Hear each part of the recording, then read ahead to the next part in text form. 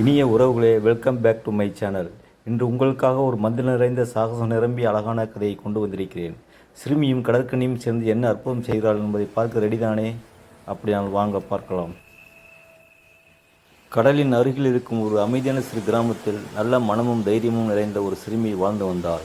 அவள் தினமும் கடற்கரைக்கு சென்று அலைகளின் ஒளி மற்றும் காற்றின் இசையை கேட்க விரும்பினாள். அந்த கடற்கரை அவளுக்கு பிடித்த ரகசிய நண்பனாக இருந்தது. ஒரு நாள் காலை சூரியன் நிதானமாக மேலேறி கொண்டிருந்த நேரத்தில் நீல நிற அலைகளுக்குள் ஒரு விசித்திரமான மின்னும் ஒளி தோன்றியது. அந்த ஒளி மெதுவாக கரைக்கருகே வந்து தன்னை பற்றி கொள்ளச் சொல்லும் போல பலப்படுத்தது.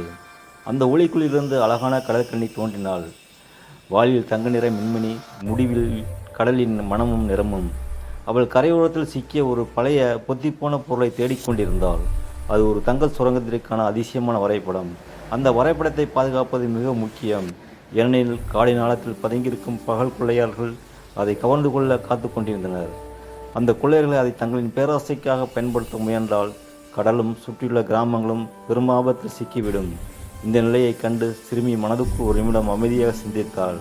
கடற்கண்ணிக்கு உதவாமல் இருந்தால் ஆபத்து அதிகரிக்கும் என்பதை தெளிவாக புரிந்து கொண்டாள். ஆனால் அவள் அறிந்துள்ளது வலிமை அல்ல, அறிவும் புத்திசாலித்தனம். நான் சரியான பாதையை காட்டும் என்பதை அதனால் அவள் எளிதாக யாரும் கணிக்க முடியாத ஒரு புத்திசாலித்தனமான முறையை தேர்ந்தெடுத்தாள்.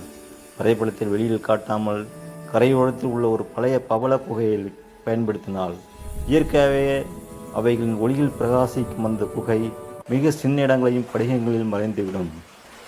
கடற்கண்ணியும் சிறுமியும் சேர்ந்து அந்த வரைபடத்தை குகையின் அடியில் பாதுகாப்பாக ஒழித்து வைத்தனர். அதே நேரத்தில் கொள்ளையர்கள் வரைபடம் தப்பிச் சென்று விட்டதாக நினைத்து தவறான திசையில் ஓடிக்கொண்டே போனார்கள். அவர்களின் பேராசை அவர்களை குழப்பத்தை தள்ளியது. சிறுமி மற்றும் கடற்கண்ணி எதையும் பேசவில்லை. ஆனால் அவர்கள் காட்டியது உண்மையான வலிமை, புத்திசாலித்தனத்திலும் அமைதியான முடிவொலியிலும் இருப்பதை உணர்த்தியது. மாலை வெயில் மெல்ல கரையை பொற்கொள்ளையாக மாற்றும்போது கடற்கண்ணி நன்றி சொல்லும் புன்னகையுடன் மீண்டும் நீல அலைகளில் மறந்தாள். சிறுமி மகிழ்ச்சியாக கடலை நோக்கி நின்றாள். அவள் ஒரே ஒரு படத்தை ஆழமாக உழுந்திருந்தாள். எப்போதும் சக்தி என்பது சத்தம்தான், தீர்வல்ல. பல நேரங்களில் சிந்தனை, அறிவு, அமைதி வெளியே பெரிய ஆபத்துகளை காப்பாற்றும். அன்றிலிருந்து கடற்கரை அவள் கண்களில் மேலும் அழகான இடமாக மாறியது.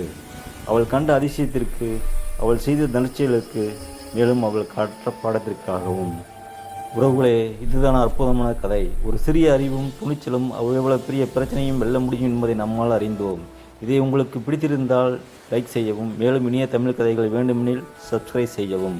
அடுத்த மகிழ்ச்சியான கதையில் சந்திப்போம்.